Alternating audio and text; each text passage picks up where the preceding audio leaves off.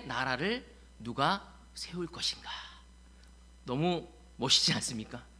저희들은 예배를 드리는 것이 목적이 있습니다. 바로 다름이 아니라 하나님의 나라를 바르게 세우기 위한 것이란 것입니다. 오늘 이 주제를 가지고 오늘 느헤미야 11장의 말씀을, 본문의 말씀을 가지고 여러분과 오늘 하나님께 예배를 드리고 싶습니다. 오늘 느헤미야 11장 1절에서 2절을 같이 보도록 하겠습니다. 백성의 지도자들은 예루살렘에 자리 잡았다. 나머지 백성은 주사위를 던져서 10분의 1은 거룩한 성 예루살렘에 살게 하고 10분의 9는 저마다 자기의 성읍에서 살게 하였다. 스스로 예루살렘에서 살겠다고 자원하는 사람 모두에게는 백성이 복을 빌어 주었다. 아멘. 여러분, 오늘 본문 느헤미야 11장과 12장은요 사실 느헤미야와 백성들에 의해서 예루살렘 성벽이 건축된 후 이 성을 지키고 관리하는 일꾼들을 세우는 일을 기록하고 있습니다.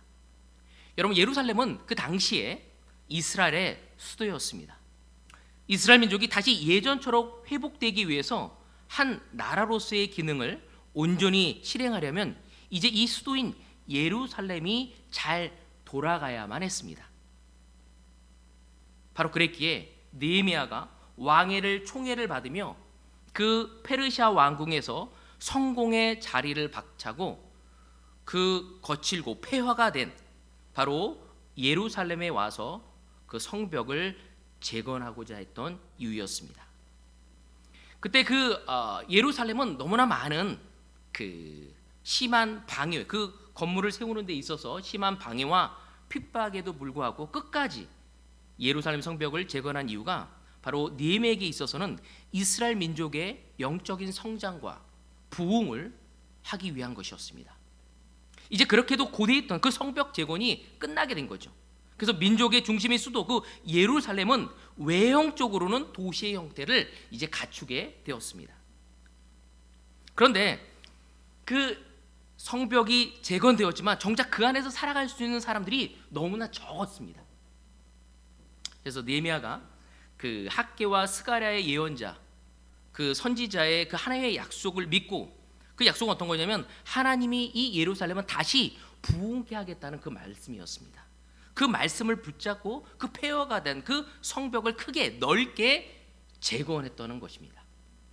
그래서 느헤미야는 먼저 자신을 비롯해서 그 민족의 지도자들을 예루살렘 성으로 들어와 살게 하였습니다. 그런데도 불구하고 그 자리가 너무나 컸기 때문에 그들로만으로는 부족했던 거죠. 그래서 많은 사람들이 들어오기를 원했죠. 들어와서 도시를 관리하고 도시가 제 기능을 발휘할 수 있도록 일정 수준의 인구가 필요했습니다. 하지만 아직까지는 성전과 성벽이 재건되었는데도 불구하고 그 안에서 살 수 있는 사람은 굉장히 적었던 것이었습니다. 그래서 느헤미야는 이를 해결하기 위해서 두 가지 방법을 사용하게 됩니다.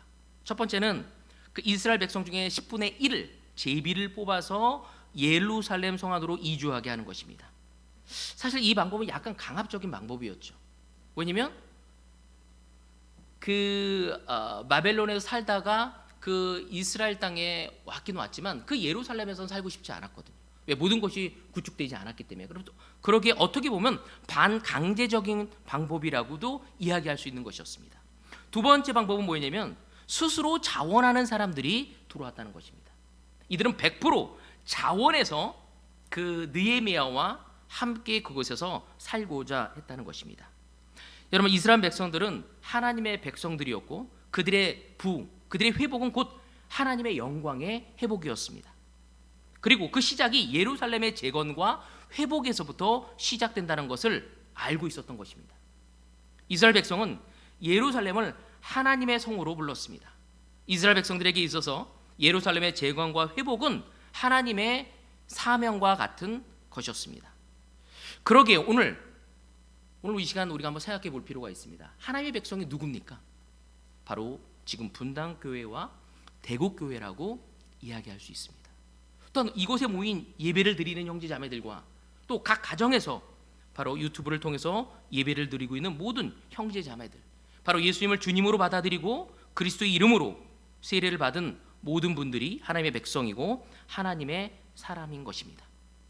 바로 느헤미야가 하나님의 영광을 위해서, 하나님의 백성의 부흥을 위해서 노력했던 것처럼 오늘날 우리 교회와 제자들의 부흥과 회복을 위해서 노력하는 모습과 같다고 말할 수 있는 것입니다.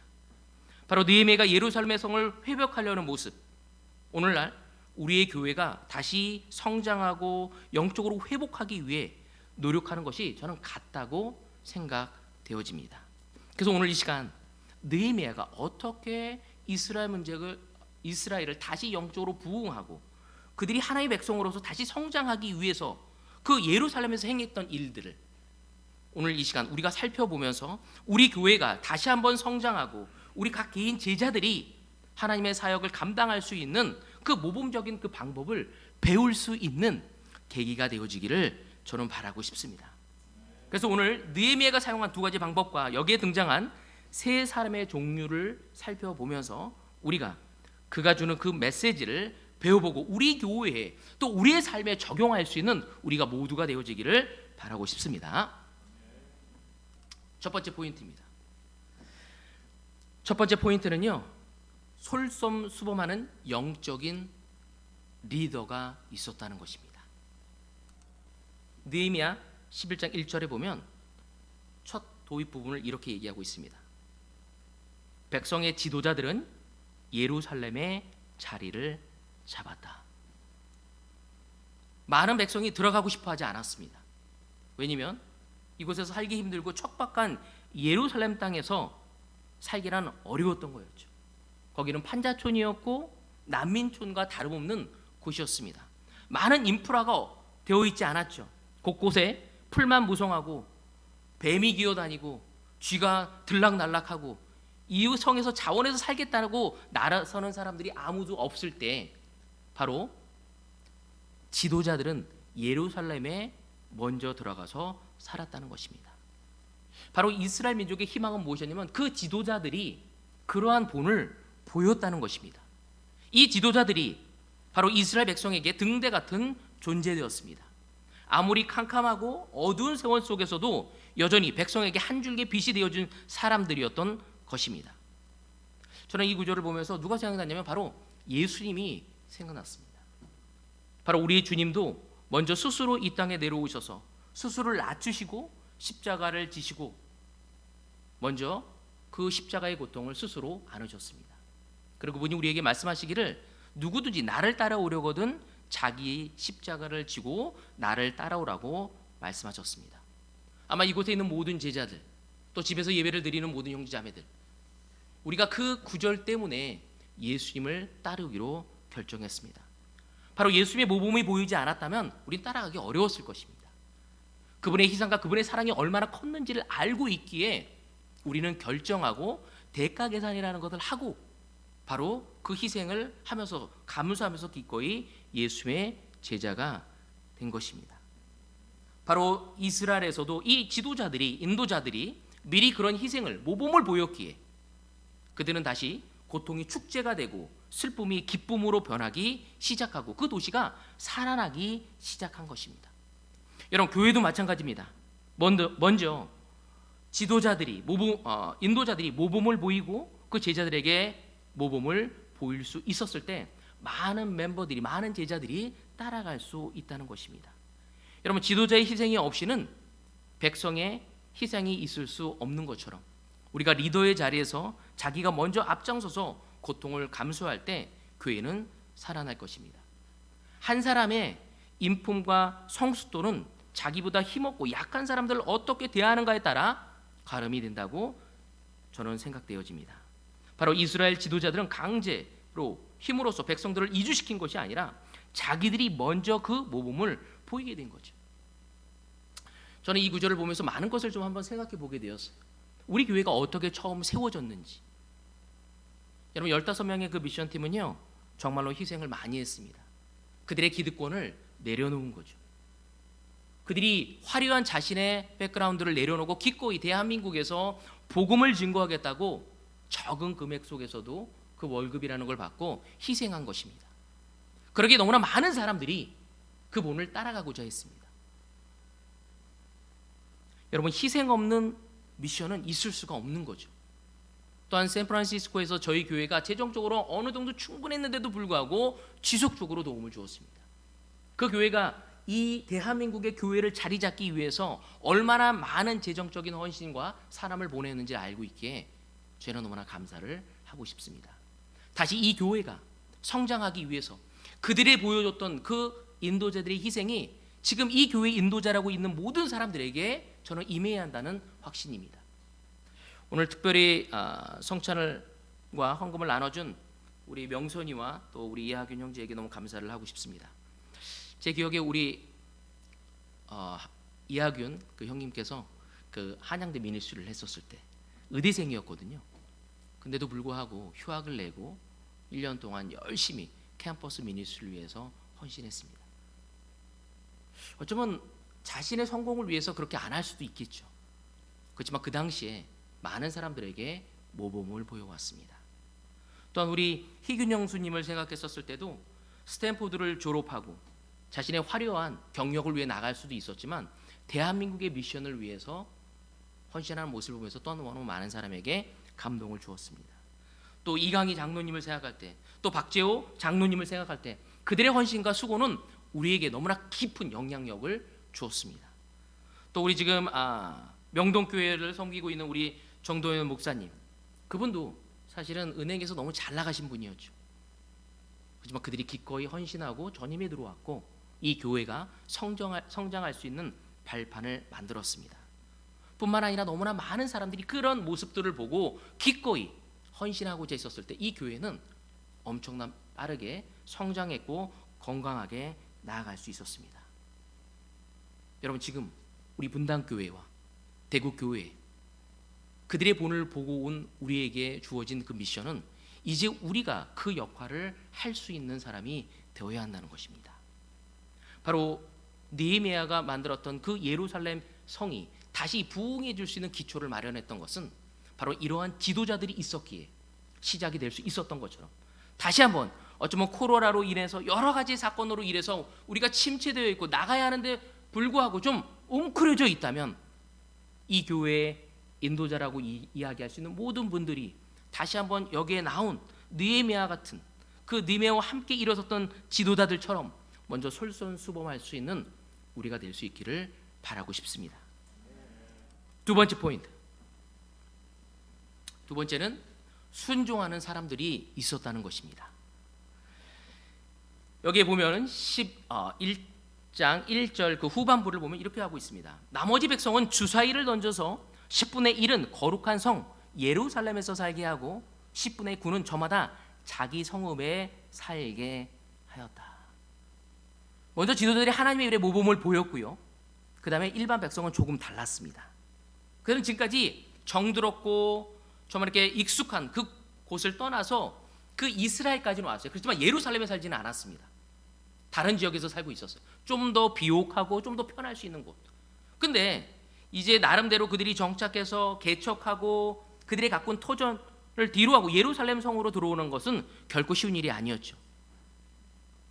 힘들게 포로 생활에도 돌아서 집을 손수짓고 황무지를 개간하고 이제 겨우 농사를 짓고 각주도 키우고 이제 먹고 살만해진 것입니다.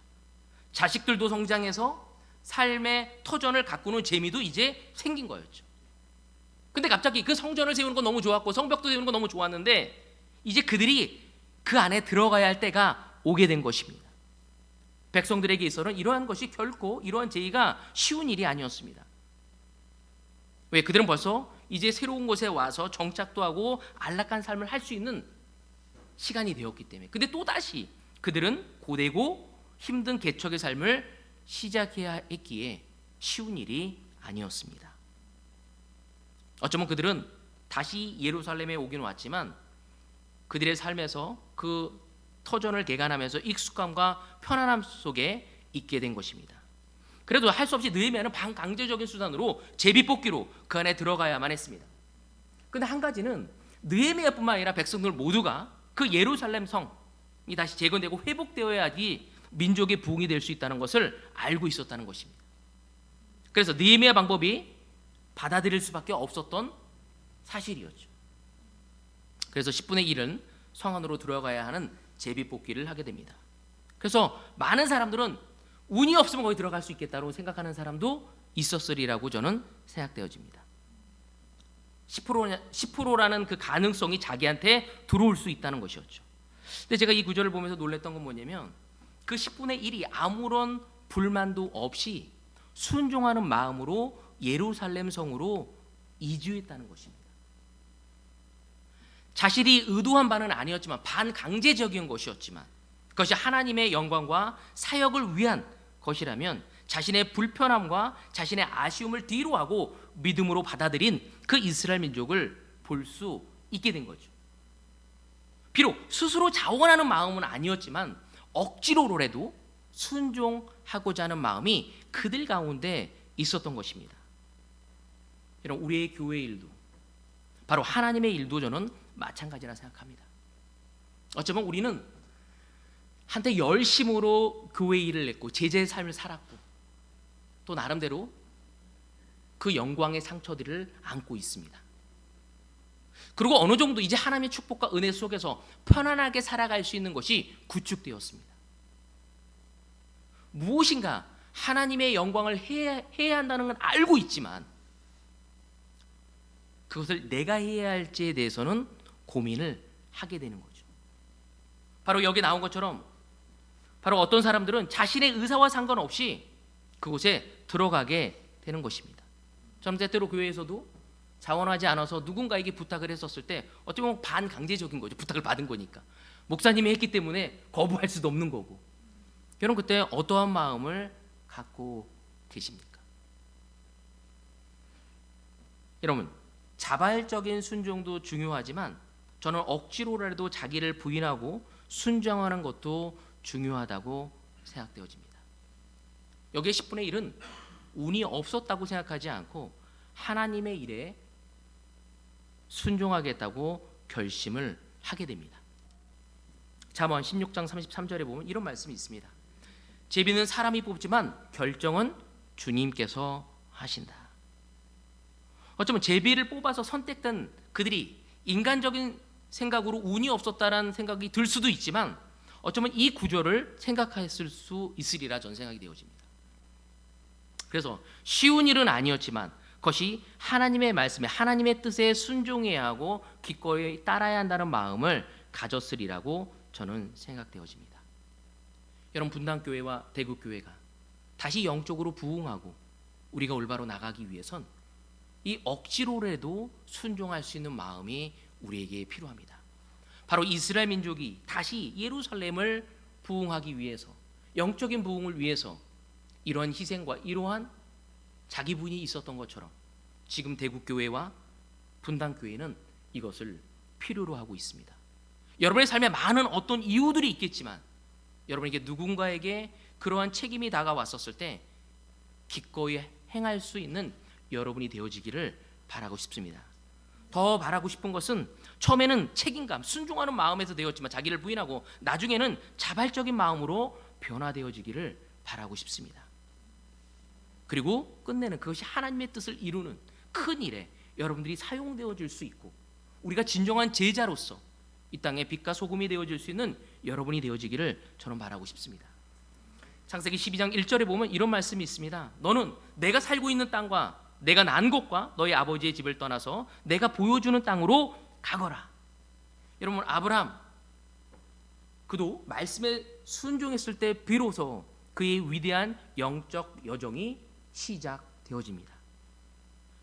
오늘 우리들에게도 바로 제비뽑기로 하나님의 뜻이라고 생각되어진 그 결과에 순종하면서 이스라엘 민족이 따랐던 것처럼 우리 또한 그 하나님의 말씀에 순종하는 것이 바로 하나님의 그 여정에 함께하는 것임을 기억할 수 있어야 합니다.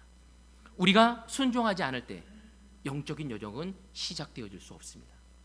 때로는 하나님의 말씀을 보았을 때 내가 기꺼이 받아들이고 싶은 말씀이 있고 어떤 것은 원하지 않는 것이 있죠. 여러분, 오늘 이 시간 다시 한번 우리는 그 모든 것을 있는 그대로 받아들이고 그 영적인 여정을 아브라함과 똑같이 함께 떠나며 그분의 뜻을 이루어간 그 아브라함 삶처럼 우리의 삶도 그렇게 되어지길 원합니다.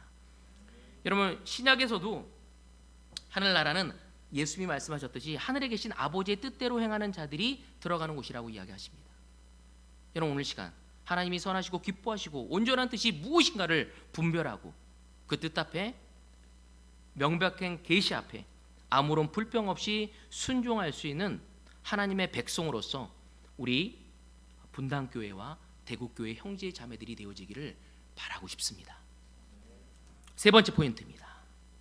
세 번째, 어떤 사람들이 있었냐면 인도자들이 먼저 들어가고자 했고요. 두 번째는 제비뽑기로 10분의 1이 들어갔었을 때 그들이 기꺼이 순종했습니다. 세 번째는 자발적으로 자원한 사람들이라는 것입니다. 사실 예루살렘에 이주한다는 것 그 자체는 쉽지 않은 그 헌신을 보여주는 것입니다. 얼핏 생각하면 도시에 살기에 좋다고 생각할 수 있었지만 예루살렘 성은 아직 정리가 되지 않았고 아무 인프라가 구축되지 않았습니다. 그 이스라엘 땅에서 베들레헴 같은, 거기는 아주 밀이 잘 자란다고 하잖아요. 또 헤브론 같은 지역, 물이 많고 아주 비옥한 도시에선 많은 사람이 정착하고 살고 있었습니다. 하지만 당시 성 안에는 편리한 생활을 보장해 주는 것들이 아무것도 없었습니다. 위기를 감수해야 했습니다. 왜? 원수들과 이방 민족이 언제든지 공격한다면 그 예루살렘을 공격했기 때문에 그들은 두려울 수밖에 없었죠. 어찌 보면 백성들에게 있어서는 아내와 자녀들을 데리고 그 위험지대로 이세한다는 것은 보통 헌신이 아닌 것입니다. 그러나 하나님의 사역을 위해서, 하나님의 백성의 영적인 회복과 부흥을 위해서 먼저 예루살렘에 살면서 그 장소를 보호하며 지켜야 할 책임이 그들은 스스로 우러나서 그곳에 들어가겠다고 결정한 사람이 있었다는 것입니다. 느헤미야 11장 2절에 보면 나와 있죠. 스스로 예루살렘에서 살겠다고 자원한 사람 모두에게는 백성이 복을 비로 주었다. 여러분, 감사한 것은 너무 열악한 환경인데도 불구하고 인도자가 아니고 제비뽑기가 아닌 가운데서 스스로 자원한 사람들이 있었다는 것입니다.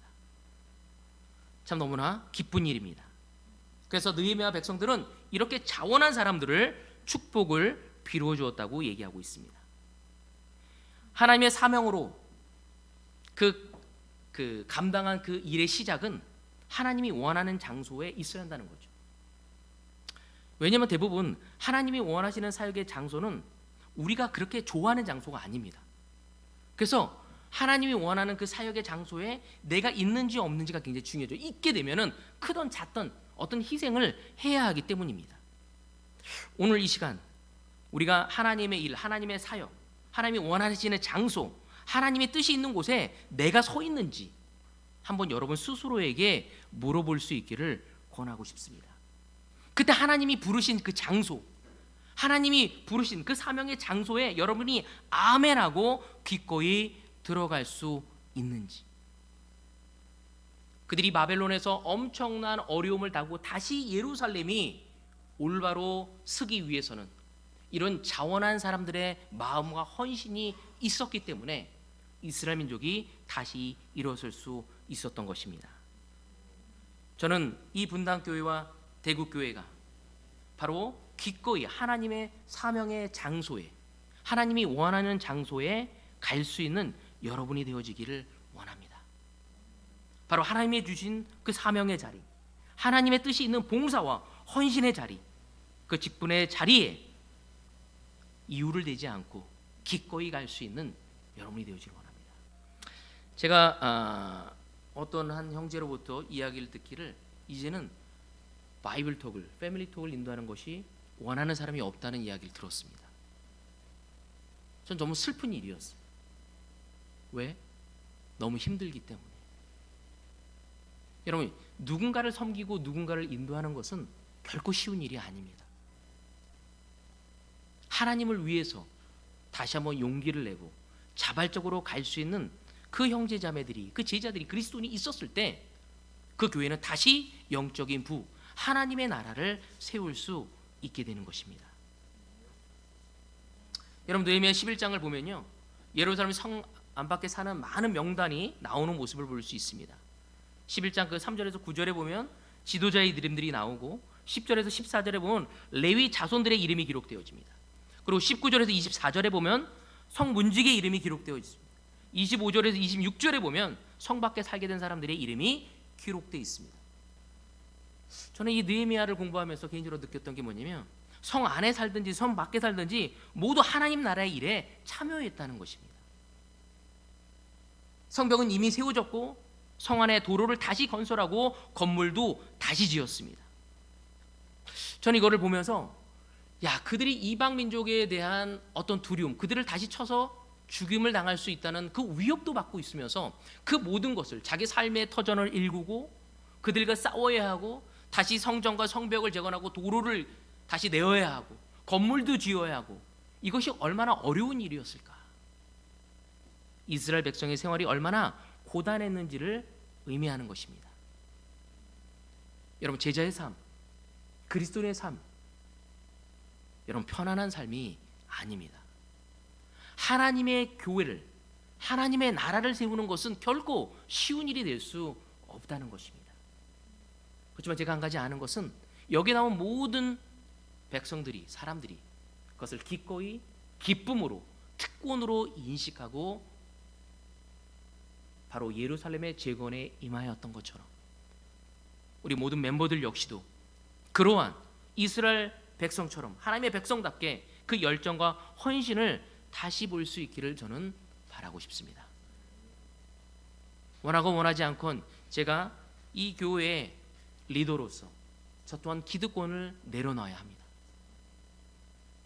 그리고 삶으로 모범을 보이지 않는다면 우린 결코 다시 하나님의 영광을 되찾을 수 없습니다. 21세기 이 코로나로 인하고 어떤 것이 올바른지 모르는 이 혼미하고 혼탁한 이 시대에 진정한 빛과 소금을 보여줄 수 있는 영적인 방주로서의 역할을 할 수 있는 교회가 어느 교회가 되어야 할 것인가? 제가 분명히 믿는 것은 이 분당 교회와 바로 대국 교회가 되어야지 한다고 저는 믿습니다.